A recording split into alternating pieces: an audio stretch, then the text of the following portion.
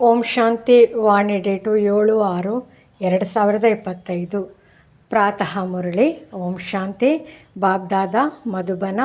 ಮಧುರ ಮಕ್ಕಳೇ, ನೀವೀಗ ಪೂಜಾರಿಗಳಿಂದ ಪೂಜ್ಯರಾಗುತ್ತಿದ್ದೀರಿ. ಪೂಜ್ಯ ತಂದೆಯು ನಿಮ್ಮನ್ನು ತನ್ನ ಸಮಾನ ಪೂಜ್ಯರನ್ನಾಗಿ ಮಾಡಲು ಬಂದಿದ್ದಾರೆ. ಪ್ರಶ್ನೆ: ನೀವು ಮಕ್ಕಳಲ್ಲಿ ಯಾವ ದೃಢ ವಿಶ್ವಾಸವಿದೆ? ಉತ್ತರ: ನಿಮಗೆ ದೃಢ ವಿಶ್ವಾಸವಿದೆ. ನಾವು ಜೀವಿಸಿದ್ದಂತೆಯೇ ತಂದೆಯಿಂದ ಪೂರ್ಣ ಆಸ್ತಿಯನ್ನು ತೆಗೆದುಕೊಳ್ಳುತ್ತೇವೆ. ತಂದೆಯ ನೆನಪಿನಲ್ಲಿ ಈ ಹಳೆಯ ಶರೀರವನ್ನು ಬಿಟ್ಟು ತಂದೆಯ ಜೊತೆ ಹೋಗುತ್ತೇವೆ. ತಂದೆಯು ನಮಗೆ ಮನೆಯ ಸಹಜ ಮಾರ್ಗವನ್ನು ತಿಳಿಸುತ್ತಿದ್ದಾರೆ. ಗೀತೆ. ಓಂ ನಮಃ ಶಿವಾಯ. ಓಂ ನಮಃ ಶಿವಾಯ. ಓಂ ನಮಃ ಶಿವಾಯ. ಧಾರಣೆಗಾಗಿ ಮುಖ್ಯ ಸಾರ: ಸಾಕ್ಷಿಯಾಗಿ ತಮ್ಮನ್ನು ನೋಡಿಕೊಳ್ಳಬೇಕು. ನಾನು ಎಷ್ಟು ಪುರುಷಾರ್ಥ ಮಾಡುತ್ತೇನೆ, ನಡೆಯುತ್ತಾ, ತಿರುಗಾಡುತ್ತಾ, ಕರ್ಮ ಮಾಡುತ್ತಾ, ಎಷ್ಟು ಸಮಯ ತಂದೆಯ ನೆನಪಿನಲ್ಲಿರುತ್ತೇನೆ. 2ನೇ ಪಾಯಿಂಟ್: ಈ ಶರೀರದೊಂದಿಗೆ ಎಂದೂ ಬೇಸರವಾಗಬಾರದು. ಈ ಶರೀರದಲ್ಲಿಯೇ ಜೀವಿಸಿದ್ದು ತಂದೆಯಿಂದ ಆಸ್ತಿಯನ್ನು ಪಡೆಯಬೇಕಾಗಿದೆ. ಸ್ವರ್ಗವಾಸಿಗಳಾಗಲು ಈ ಜೀವನದಲ್ಲಿ ಪೂರ್ಣ ವಿದ್ಯಾಭ್ಯಾಸ ಮಾಡಬೇಕಾಗಿದೆ. ವರದಾನ: ತ್ರಿಕಾಲದರ್ಶಿ ಮತ್ತು ಸಾಕ್ಷಿ ದೃಷ್ಟಿಯಾಗಿ ಪ್ರತಿಯೊಂದು ಕರ್ಮ ಮಾಡುತ್ತಾ ಬಂಧನ ಮುಕ್ತ ಸ್ಥಿತಿಯ ಅನುಭವದ ಮುಖಾಂತರ ದೃಷ್ಟಾಂತ ರೂಪ ಭವ. ಒಂದು ವೇಳೆ ತ್ರಿಕಾಲದರ್ಶಿಯ ಸ್ಟೇಜ್ ಮೇಲೆ ಸ್ಥಿತರಾಗಿದ್ದು ಕರ್ಮದ ಆದಿ ಮಧ್ಯ ಅಂತ್ಯವನ್ನು ತಿಳಿದುಕೊಂಡು ಕರ್ಮ ಮಾಡಿದ್ದೇ ಆದರೆ ಯಾವುದೇ ಕರ್ಮ ವಿಕರ್ಮ ಆಗಲು ಸಾಧ್ಯವಿಲ್ಲ.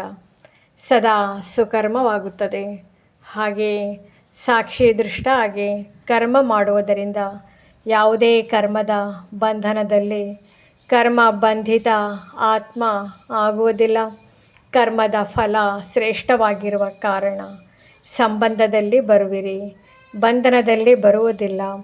ಕರ್ಮ ಮಾಡುತ್ತಾ ಭಿನ್ನ ಹಾಗೂ ಪ್ರಿಯ, ನ್ಯಾರ ಮತ್ತು ಪ್ಯಾರ ಆಗಿದ್ದಾಗ ಅನೇಕ ಆತ್ಮಗಳ ಎದುರು ದೃಷ್ಟಾಂತ ರೂಪ ಅರ್ಥಾತ್ ಉದಾಹರಣೆಯಾಗಿ ಬಿಡುವಿರಿ. ಸ್ಲೋಗನ್: ಯಾರು ಮನಸ್ಸಿನಿಂದ ಸದಾ ಸಂತುಷ್ಟರಾಗಿರುತ್ತಾರೆ ಅವರೇ ಡಬಲ್ ಲೈಟ್ ಆಗಿರುತ್ತಾರೆ. ಅವ್ಯಕ್ತ ಸೂಚನೆಗಳು: ಆತ್ಮಿಕ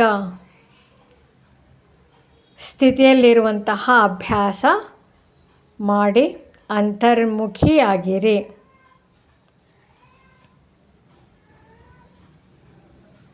ಯಾವುದೇ ಸಮರ್ಥ ಸಂಕಲ್ಪ ಆತ್ಮಿಕ ಶಕ್ತಿ ಅರ್ಥಾತ್ ಎನರ್ಜಿ ಜಮಾ ಮಾಡುತ್ತದೆ, ಸಮಯವನ್ನು ಸಫಲ ಮಾಡುತ್ತದೆ. ವ್ಯರ್ಥ ಸಂಕಲ್ಪ ಸಮಯ ಹಾಗೂ ಶಕ್ತಿಯನ್ನು ಸಮಾಪ್ತಿ ಮಾಡುತ್ತದೆ. ಆದ್ದರಿಂದ ಈಗ ವ್ಯರ್ಥ ಸಂಕಲ್ಪಗಳ ರಚನೆ ಸಮಾಪ್ತಿ ಮಾಡಿ.